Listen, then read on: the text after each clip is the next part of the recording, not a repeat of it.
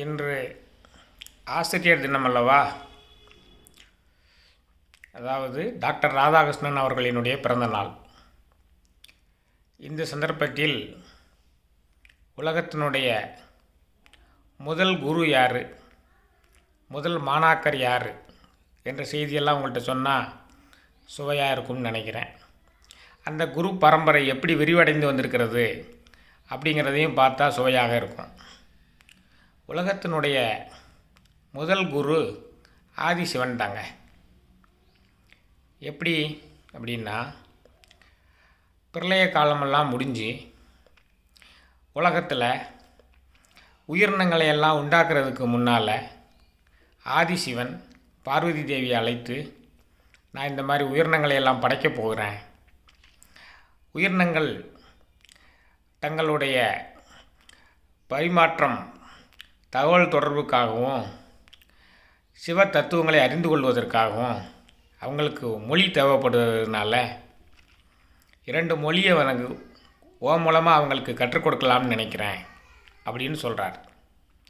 அப்படி தான் ஒரே சமயத்தில் பார்வதி தேவிக்கு வடமொழியாகிய சமஸ்கிருதத்தையும் தமிழ் மொழியையும் கற்றுக் கொடுக்குறார். அப்போ முதல் குரு யார்? ஆதிசிவன் தானே. முதல் மாணாக்கர் யார்? உமாதேவி தானே. அதற்கு ஆதாரமாக உள்ள பாடல் திருமந்திரத்தில் இருக்குது. மாரியும் கோடையும் வார்பனி தூங்க நின்று ஏரியும் நின்றங்கு இழைக்கின்ற காலத்து ஆரியமும் தமிழும் உடனே சொல்லி காரிகையார்க்கு கருணை புரிந்தானே. மழை இல்லாமல் போய் கோடையில் எல்லாமே வறட்சியாக இருக்கக்கூடிய உயிரினங்கள்லாம் தோன்றுவதற்கு முன்னால் உள்ள காலத்தில் பார்வதி தேவியை அழைத்து ஒரே சமயத்தில் வடமொழியாகிய சமஸ்கிருதத்தையும் தமிழ் மொழியையும் ஆதிசிவன் உமாதேவிக்கு அழைத்தார். இதான் முதல் குரு யாருன்னா ஆதிசிவன், முதல் மாணாக்கர் யாருன்னா உமாதேவி. அதன் பின்னர் அவரிடமிருந்து ஞானம் பெற்றவர்களை பூரா பார்த்தீங்கன்னா இது மொழியை பார்வதி தேவிக்கு கற்றுக் கொடுத்தாரு. அதுக்கு பிறகு சிவ தத்துவங்களை பூரா யாருக்கு கற்றுக் கொடுத்தாரு? அதாவது வீதகவியர் அப்படின்னு ஒருத்தர் கைலாயத்தில் திருத்தொண்டு புரிந்து கொண்டிருந்தார். அந்த வீதகவியர் நரகத்தை பார்க்குறேன்னு சொல்லி ஒரு நாள் சிவன்கிட்ட வேண்ட, அவர் யமதர்மனை அழைத்து நரகத்தை எல்லாம் காமிக்கும்போது அந்த வீதகவியனுடைய மூதாதையர்கள் குழந்தை செல்வம் இல்லாமல் பிறவி பிணியை அனுபவிச்சுட்டு இருக்கிறத பார்த்தார். அப்போ அவங்களுடைய சாபத்தையும் அவங்களுடைய பிறவி பிணியெல்லாம் போக்குறதுக்காக வேண்டி நான் பூலோகத்தில் போய் பிறக்கிறேன் அப்படின்னு சொல்லி சிவன்கிட்ட வேண்டினார். சிவனும் சரின்னு சொல்லவே அவர் திருவாவடுதுறையில் சிலாதர் அப்படிங்கிற பேரோடு பிறந்தார். சித்திரவதிங்கிற அம்மையாரை மணந்தார். பிள்ளைகளே இல்லை. இறைவனை நோக்கி தவம் புரிந்தார். இறைவன் அவருக்கு புத்திர காமேஷ்டியாகம் போய் செய்யுங்கப்பா அப்படின்னு சொல்லி ஒரு இடத்த சொன்னார். அந்த இடத்த போய் அவர் புத்திர காமேஷ்டியாகம் செஞ்சுக்கிட்டு இருக்கிறதுக்காக வேண்டி சமப்படுத்தும் பொழுது பூமியிலிருந்தே ஒளி வடிவான ஒரு குழந்தை, ஞான குழந்தை கிடச்சது.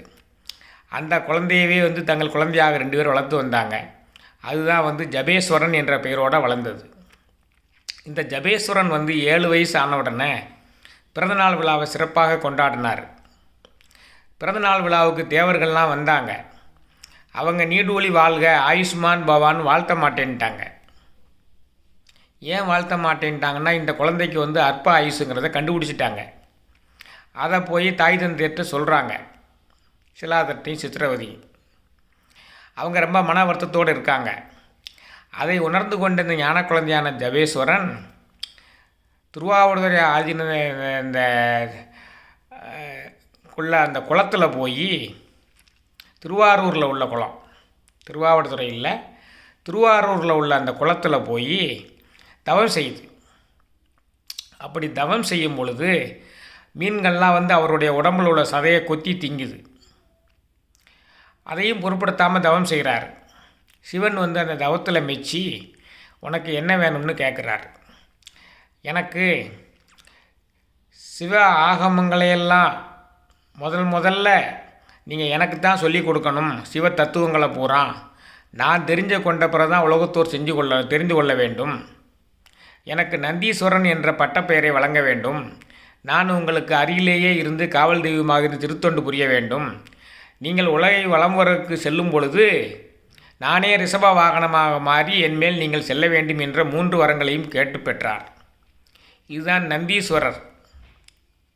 நந்தீஸ்வரர் எப்படி சிவ தத்துவங்களை எல்லாம் சிவனிடம் கேட்டு பெற்றார் என்பதற்கான வரலாறு. முதல்ல பார்வதி தேவி சமஸ்கிருதத்தையும் தமிழையும் சிவனிடமிருந்து பெற்றால், அதன் பின்னர் நந்தீஸ்வரன் சிவனிடம் சிவனுடைய தத்துவங்களை எல்லாம் கேட்டு பெற்றார். அவள்தான் முதல்ல சிவ தத்துவங்களை கேட்டு பெற்றவர் சிவனிடமிருந்து. அதற்குரிய பாடல், அங்கணன் கைலை காக்கும் அகம்படி தொழின்மை பூண்டு நம்குரு மரபிற்கெல்லாம் முதற்குரு நாதனாகி பங்கைய துளவம் நாரும் வேத்திர படைப்பொருத்த செங்கையம் பெருமான் நந்தி சீரடி கமலம் போற்றி. அப்போ இந்த மாதிரி நந்தியம்பெருமானும் அவரிடம் ஞானத்தை பெற்றுவிட்டார், சிவ தத்துவங்களை பெற்றுவிட்டார். அதற்கு பிறகு சிவனிடம் அருள் பெற்றவர்கள் யார் அப்படின்னு சொன்னால் ஜனகாதி முனிவர்கள். படைப்பு தொழிலில் பிரமனுக்கு உதவி செய்வதற்காக வேண்டி ஜனகாதி முனிவர்களான சனகர், சனந்தர், சனாதனர், சனற்குமாரர்கள் தோற்றுவிக்கப்பட்டார்கள் பிரம்மனால். அவங்க படைப்பு தொழிலில் அவர்கிட்ட உதவியாக இருக்கிறதுக்காக வேண்டி 4 வேதங்களையும் படித்தாங்க. 4 வேதங்களையும் படித்தவங்க படைப்பு தொழிலில் உதவியாக இருக்க வேண்டிதானே? உதவியாக இருக்கலை. அவங்களுக்கு அந்த வேதத்தில் பலத்த சந்தேகம் ஏற்பட்டது. அந்த சந்தேகத்தை தீர்த்து வைங்கன்னு சொல்லி கேட்டாங்க. பிரம்மனால் தீர்த்து வைக்க முடியலை. பிறகு விஷ்ணுகிட்ட போகலாம்னு நினச்சாங்க. அவரும் பார்க்கடல் லட்சுமியோடு இருக்கார், அவர் என்னத்தை தீர்த்து வைப்பார் அப்படின்னு சொல்லிட்டு நேரடியாக சிவனையே போன்று கேட்டலாம் அப்படின்னு சொல்லி சிவனை தேடி வந்தார்கள். இதை உணர்ந்த சிவன் நம்ம நந்தீஸ்வரரை பார்த்து, நந்தீஸ்வரா கொஞ்சம் கைலாயத்தை பார்த்துக்கோ, நான் தட்சிணாமூர்த்தியாக அவதாரம் எடுத்து கல்லால மரத்தின் கீழே இருந்து அவங்க சந்தேகத்தையெல்லாம் தீர்க்க வேண்டி இருக்குது அப்படின்னு சொன்னார். அந்த மாதிரி தான் தட்சிணாமூர்த்தியாக அவர் அவதாரம் எடுத்து அம்சம் எடுத்து கல்லால மரத்தின் கீழே உட்கார்ந்து அந்த ஜனகாதி முனிவர்களுடைய சந்தேகங்களை பூரா தீர்த்து வச்சார். கேட்டுக்கிட்டே இருக்காங்க, அவங்க சந்தேகம் தீரலை. கடைசியில் தன்னுடைய சின்முத்திரையை காமிச்சு அவங்களுக்கு முழு ஞானம் பெற வைத்தார். அப்போ முதல்ல பார்வதி தேவி தமிழையும் சமஸ்கிருதத்தையும் படித்தா, பிறகு நந்தீஸ்வரர் படித்தார். இப்போ ஜனகாதி முனிவர்கள் சனந்தர், சனாதரர், சனக்குமாரர் இவங்க 4 பேர் படித்தாங்க.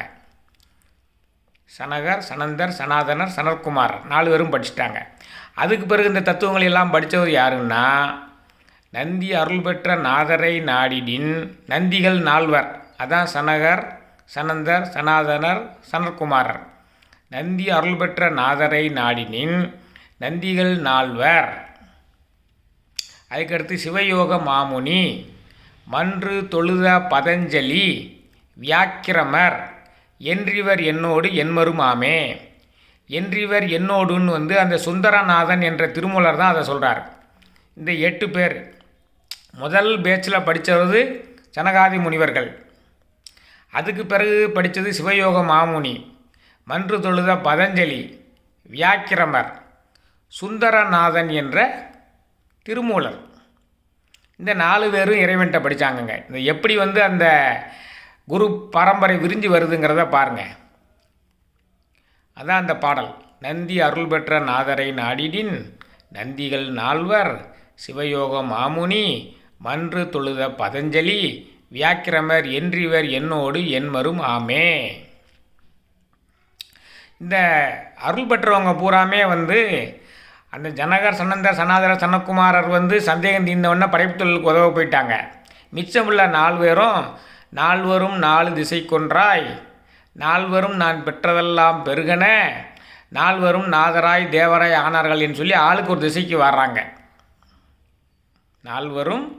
4 திசை கொன்றாய், 4 நான் பெற்றதெல்லாம் பெருகன, 4 நாதராய் தேவராய் ஆனார்களே அப்படின்னு சொல்லி 4 திசைக்கு வர்றாங்க. அதில் நம்ம தென் திசைக்கு வந்தது தான் திருமூலர். சுந்தரநாதன்கிற பேரோடு தான் வராரு.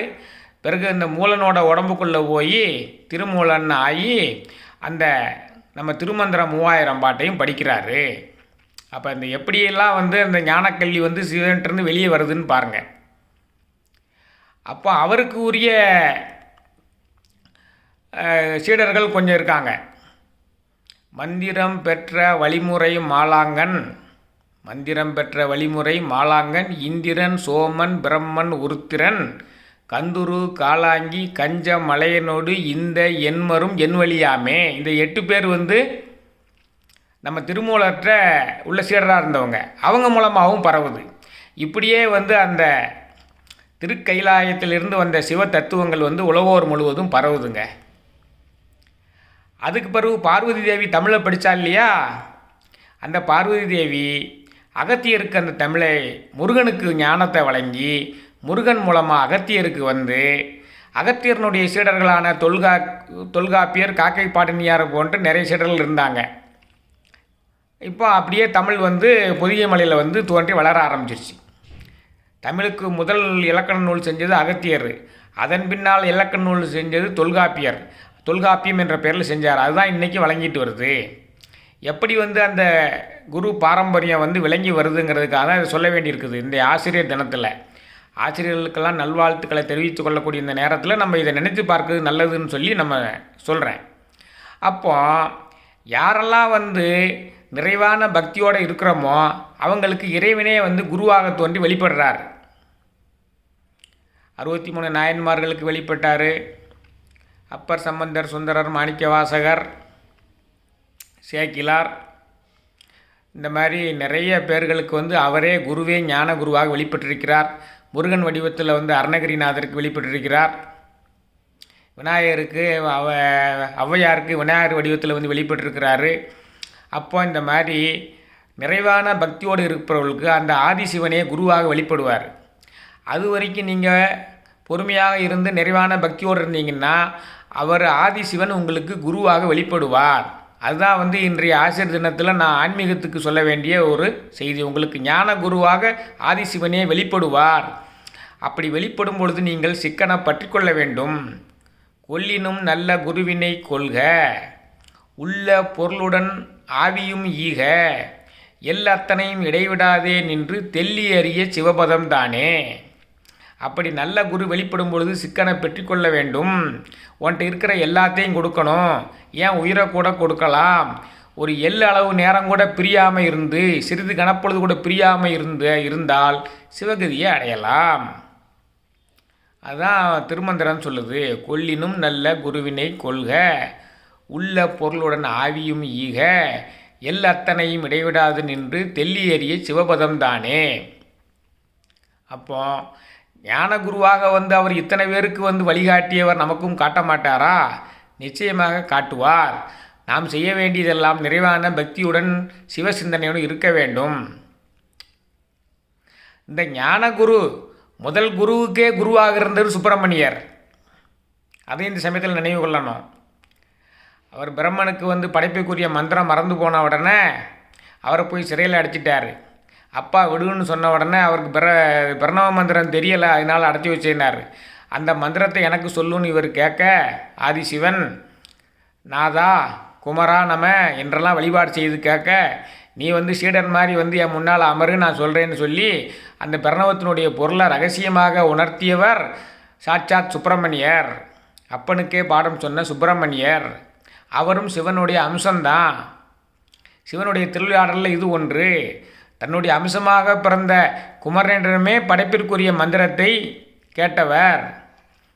ஆக பக்தியுடன் இருந்தால் எல்லா வழியிலும் ஏதேனும் ஒரு உருவத்தில் ஞான குருவாக ஆதிசிவனே வெளிப்பட்டு நம்மளுக்கு ஞானத்தை வழங்கி அந்த சஞ்சித கர்மத்திலிருந்து நம்மளை விடுவித்து, சஞ்சித கர்மவினை நாம் எடுத்து வந்த இந்த பிறவிக்கு எடுத்து வந்த பிராரத்த கர்மவினையிலிருந்து விடுவித்து ஆகாமியம் என்ற எதிர்கால வினையும் சேராமல் பார்த்து கொண்டு நம்மளையெல்லாம் கைதூக்கி விடுவார் என்ற அளவில் இந்த ஆசிரியர் தினத்து செய்தியாக குரு பரம்பரை என்ற என்னுடைய உரையை திருமூல ஆசான் அவர்களுடைய ஆசியுடன் நிறைவு செய்கிறேன். நன்றி, வணக்கம்.